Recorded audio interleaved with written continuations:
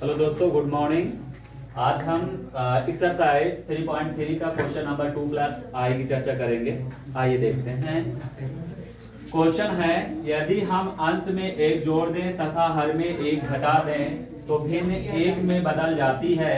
यदि हर में एक जोड़ दें तो यह 1/2 हो जाती है। भिन्न क्या होगी? भिन्न क्या होगी? हम मान लेते हैं, माना किसी भिन्न का, माना किसी भिन्न का अंश x और जो हर है वो क्या है?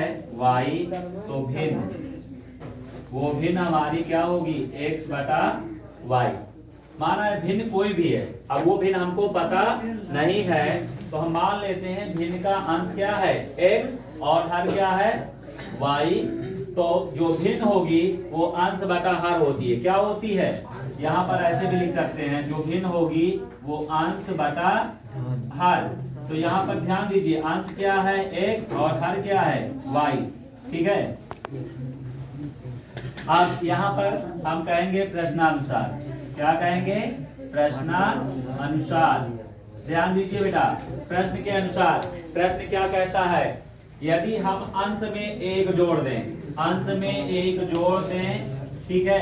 फिर कह रहा है हर में एक घटा दें, हर में एक घटा दें तो जो भिन्न है घटा दें तो भिन्न एक में बदल जाती है। किस में बदल जाती है? एक में, यानी ये एक हो जाएगी।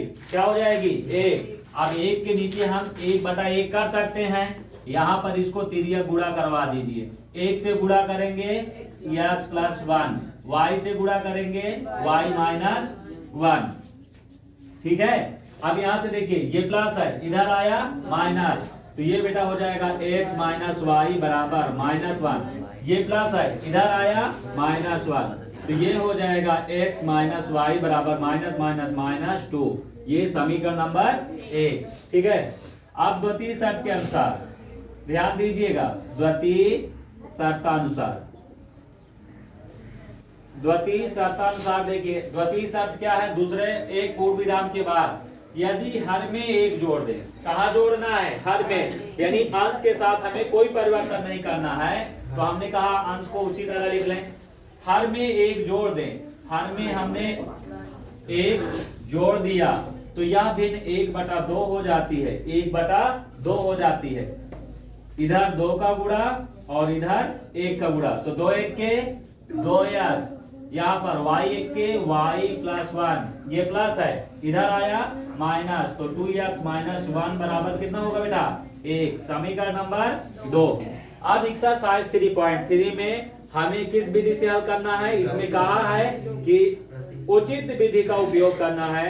यदि हम प्रतिस्थापन की बात करें या विलोपन की बात करें तो यहाँ पर जो हमको उचित लगे, तो यहाँ पर ध्यान देना, y वाला बराबर है, y वाला यहाँ भी बराबर है, y दोनों में क्या है? बराबर है। तो विलोपन विधि हमको आसान लगेगी, तो यहाँ पर हम बात करेंगे विलोपन विधि से।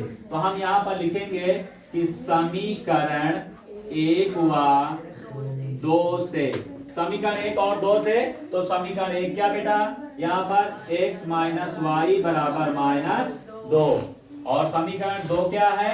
2x - y बराबर 1। अब यहाँ पर हम कहेंगे घटाने पर। क्या करने पर? घटाने पर। क्यों घटाने पर? क्योंकि यहाँ पर देख रहे हैं चिन्ह बराबर है, और जब चिन्ह बराबर होते हैं या समान होते हैं तो वहां पर घटाया जाता है। और यदि जो पद बराबर है उसमें चिन्ह विपरीत हो तो हमेशा घटाया जाता है। विपरीत हो तो क्या किया जाता है? सॉरी, जोड़ा जाता है।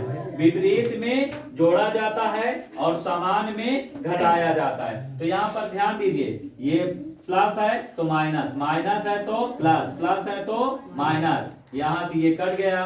अब 2 में से 1 गया -x, और यहाँ से माइनस माइनस माइनस, ठीक है, माइनस माइनस माइनस चिन्ह होगा, लेकिन 2 1 3।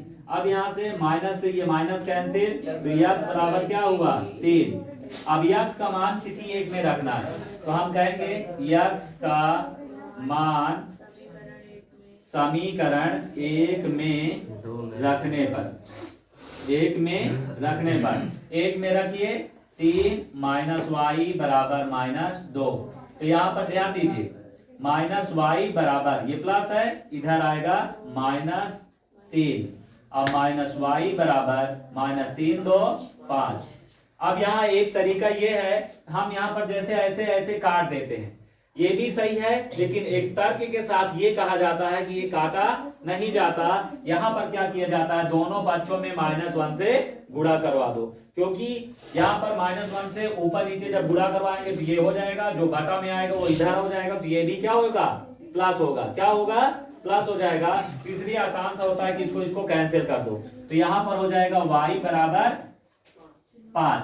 अब यहाँ पर ध्यान दीजिए, जो हमारी भिन्न है, भिन्न क्या है, x बटा y। तो यहाँ पर जो भिन्न हमको मिलेगा वो x का मान क्या है, 3 3/5।